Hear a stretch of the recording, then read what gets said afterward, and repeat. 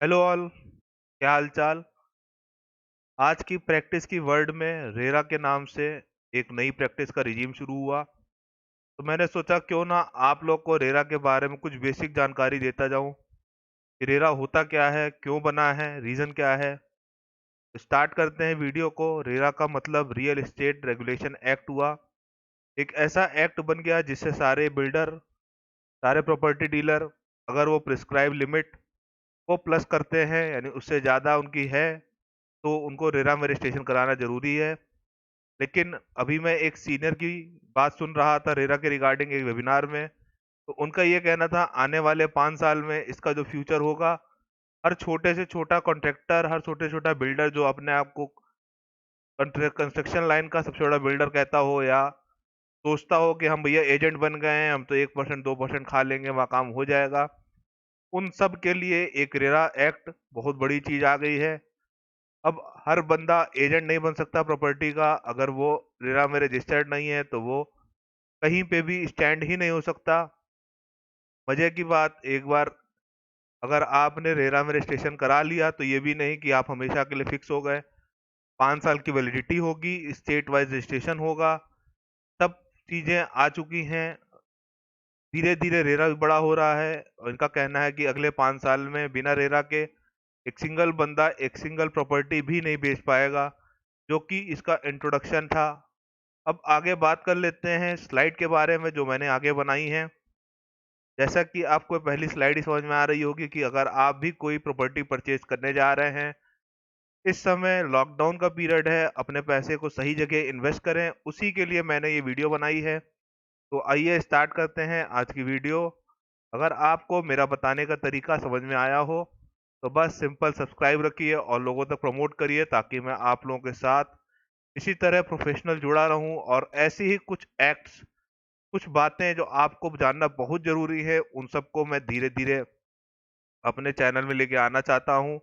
इससे मेरी नॉलेज तो बढ़ेगी भी, साथ में आपकी भी नॉलेज बढ़ेगी। और आप लोग के जो क्वेश्चंस आ रहे हैं उससे उसका बहुत बहुत धन्यवाद, क्योंकि ऐसे क्वेश्चंस आ रहे हैं जो जिससे मेरी भी साथ में नॉलेज प्लस हो रही है। कुछ ऐसे क्वेश्चन इनकम टैक्स में आए, कुछ जीएसटी में आए, जिसके लिए मैंने कभी सोचा भी ना होगा, लेकिन अब मैंने उसके आंसर भी आप लोग को पहुंचा दिए हैं, वो भी विद इन 1 डे। तो बस चैनल सब्सक्राइब रखिए और क्वेश्चन पूछते रहिए। अगर मुझे लगेगा तो मैं उस क्वेश्चन पे वीडियो बना दूंगा, अदरवाइज आपको रिप्लाई जरूर दूंगा। तो आइए स्टार्ट करते हैं आज की वीडियो। सीधे सा क्वेश्चन सबसे पहला बंदे के दिमाग में जो आता है कि क्या आप रेरा एजेंट हैं। अगर किसी ने ये पूछा तो मतलब समझ लीजिए कि वो एक पढ़ा लिखा बंदा है और रेरा एजेंट के बारे में पूछ रहा है, मतलब उसको पूरी प्रॉपर्टी लाइन की जानकारी है। तो कहीं आप भी धोखा ना खा जाएं, ये क्या होता है, कैसे होता है, रीजन क्या है, बेनिफिट्स क्या है, आइए आगे बात कर लेते हैं। मैंने कुछ स्लाइड्स बनाई है इसके लिए। सबसे पहले बात कर लेते हैं रेरा एजेंट के बेनिफिट के लिए। तो बंदा जब पूछता है कि भैया आप रेरा एजेंट हैं या रजिस्टर्ड है रेरा में कि नहीं, तो इसका सबसे बड़ा फायदा जो होता है वो होता है बेनिफिट ऑफ राइट टू स्यू। अगर रेरा एजेंट ने कुछ गड़बड़ी की तो सीधा वो तो गया जेल के अंदर और उसको तरफ फ्रॉड का केस लग जाएगा। अगली बात कर लेते हैं। सबसे पहले जो आप पैसा देते हो बिल्डर लोगों को, उसका पैसा जो है एक सेपरेट बैंक अकाउंट में जाता है। तो सीधी सी बात है, अगर भैया किसी ने आपसे कहा कि मैं रेरा एजेंट हूँ और आप मेरे कंपनी के नाम पे, डीएलएफ के नाम पे या एलएनटी के नाम पे या किसी भी कंपनी के नाम पे आप ये पैसा ट्रांसफर कर दीजिए, तो कभी भी ना करिएगा कंपनी के नाम। जो पैसा ट्रांसफर होता है वो सिर्फ और सिर्फ होता है एस्क्रो अकाउंट में। सबसे बेसिक जानकारी इसकी यही है। अब एस्क्रो अकाउंट क्या होता है, इसमें ही क्यों डालें। एस्क्रो अकाउंट का मतलब सीधा हुआ वो अकाउंट जिसका खाता ये जांच करेगा, या जो आपका आर्किटेक्ट है वो जब तक अप्रूवल नहीं करेगा तब तक वो बंदा पैसा नहीं निकाल सकता। तीसरा पॉइंट उसी के रिगार्डिंग है। 70% पैसा आपका सेफ साइड चला गया, कि आपने जो भी पैसा दिया 70% आप उसमें कोई भी बिल्डर या कॉन्ट्रैक्टर या कोई भी या एजेंट अपने काम के लिए पैसा नहीं निकाल सकता जब तक वहां सीए का अप्रूवल ना लगे, सीए की स्टैंप ना लगे, या आर्किटेक्ट का अप्रूवल ना लगे कि हाँ भैया इतना कंप्लीशन हो चुका है, अब आपको इतना खर्चा करने की जरूरत है, या आप इतना पैसा खर्च कर चुके हैं तो आप उसको आराम से आगे कर सकते हैं। तो ये थे इसके कुछ बेसिक पॉइंट्स और आगे बात कर लेते हैं।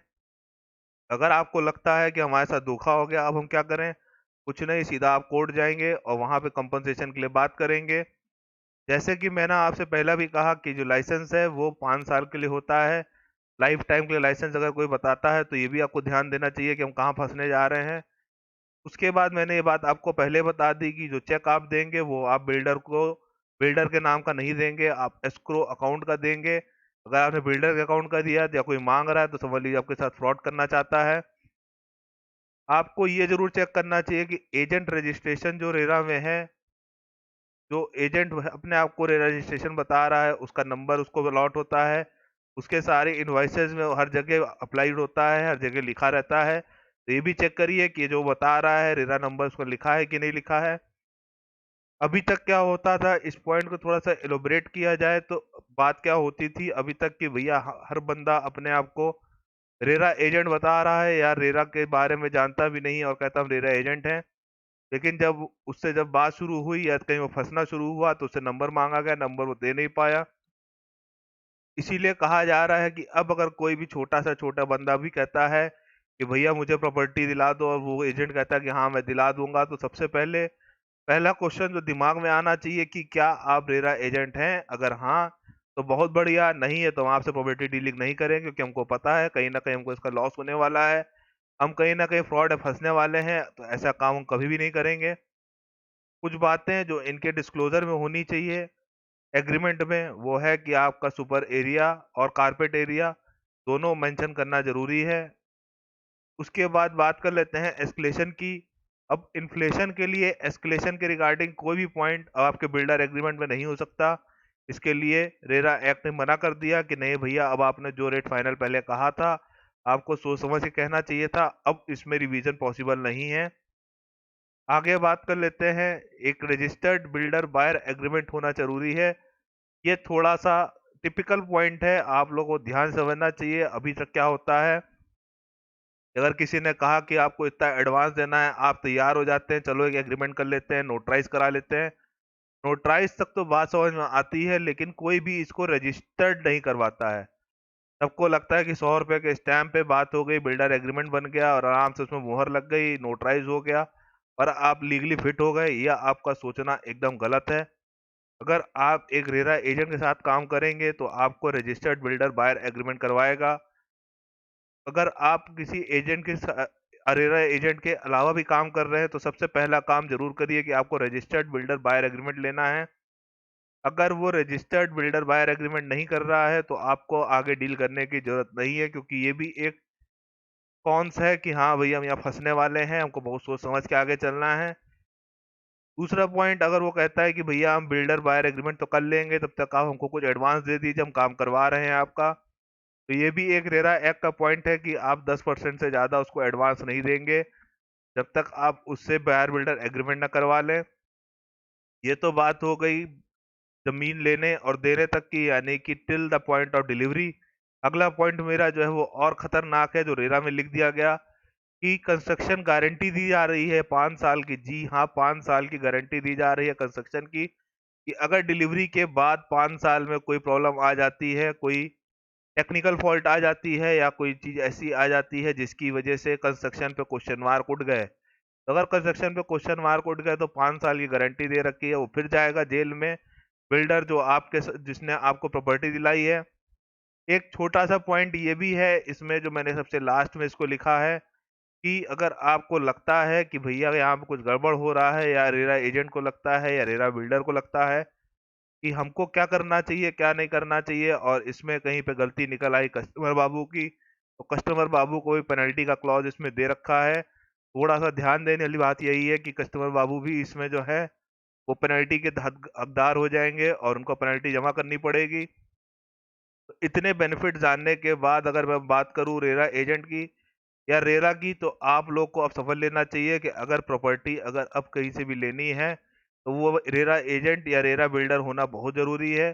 वो पता कैसे चलेगा? सिंपल है, उसका रेरा अकाउंट लीजिए, रेरा का नंबर लीजिए, रजिस्ट्रेशन नंबर, उसकी इनवॉइस में पड़ा होगा, नहीं तो उससे मांग लीजिए। अगर वो सही है, तभी आपको नंबर देगा, अदरवाइज आपको समझ में आ जाएगा कि हम फंसने वाले हैं, फ्रॉड होने वाला है। और जैसा कि मैंने स्टार्टिंग आप लोग से कहा कि आने वाले 5 साल में एक रेरा अकाउंट जो है ये लगभग लगभग सबके लिए हो जाएगा। एक पासबुक की तरह काम करेगा कि हाँ, इसने ये काम कर रखा है, अगर कुछ गड़बड़ है तो वो तो गया। और सीधा वो पेनल्टी के हकदार में आ जाएगा। जेल तक जाने के प्रावधान इसमें दे दिए गए हैं। तो ये था मेरा छोटा-सा इंट्रोडक्शन वीडियो रेरा के बारे में, जो कि मैंने अभी एक वेबिनार सुना और उससे मुझे लगा कि आप लोगों तक ये जानकारी पहुँचा देनी चाहिए, तो उसी के लिए मैंने ये वीडियो बनाई। अगर आपको इसके रिगार्डिंग कोई चीज़ समझनी हो, पूछनी हो, रेरा एक्ट के बारे में कुछ पूछना हो या एडवर्टाइज़मेंट जो ये लोग करते हैं, जो गलत एडवर्टाइज़मेंट आती है, उसके रिगार्डिंग कुछ पूछना हो, जो कि सेक्शन 12 में कहा गया है कि आप एडवर्टाइज़मेंट जो है बहुत सोच समझ के करेंगे। उसमें डिस्क्लोज़र्स हैं, क्या-क्या चीज़ें आपको डिस्क्लोज़ करनी है, क्या-क्या चीज़ें मस्ट होनी चाहिए। मैंने टॉप 13 पॉइंट्स आप लोगों को दिए हैं। जबकि रेरा पे तो बहुत लंबी क्लास हो सकती है और बहुत लंबा डिबेट और डिस्कशन हो सकता है, क्योंकि अभी ये ट्रेंडिंग टॉपिक है और ज़्यादा जानकारी इस पे लोगों को अभी है नहीं। तो ये था मेरा छोटा-सा कंटेंट। अगर आपको इसमें कुछ चीज़ समझनी हो या कोई चीज़ आपको ऐसी लगती है जिसमें और क्लैरिफिकेशन चाहिए, तो बस नीचे व्हाट्सएप नंबर फ्लैश हो रहा है। आप उसमें व्हाट्सएप करके पूछ सकते हैं या सीधा कमेंट बॉक्स में पूछ सकते हैं। आपको 1 दिन में रिप्लाई उसका मिल जाएगा। तो ये था मेरा छोटा-सा कंटेंट रिगार्डिंग रेरा, जो कि मुझे लगा आप लोग को पहुँचाना बहुत ज़रूरी है। तो अब बस अगर आप प्रॉपर्टी लेने के मूड में हैं या प्रॉपर्टी सर्च कर रहे हैं, तो एजेंट को और बिल्डर को ज़रूर एक बार क्वेश्चन मार्क करिए कि भैया तुम कौन हो, या अपना एजेंट आईडी नंबर दिखाओ, रेरा आईडी नंबर दिखाओ। उससे हम समझ लेंगे कि इसको कुछ आता भी है कि ऐसे ही हमको फँसाने की कोशिश कर रहा है, क्योंकि फँसने के बाद आप उसमें परेशान रहेंगे। थोड़ा-सा समझदार इन्वेस्टर बनिए तो उसका फ़ायदा अलग है। आपको कोई गलत चीज़ में घुमा नहीं पाएगा। तो ये था मेरा छोटा-सा कंटेंट, यहीं पे सम अप करते हैं। Till then Tata.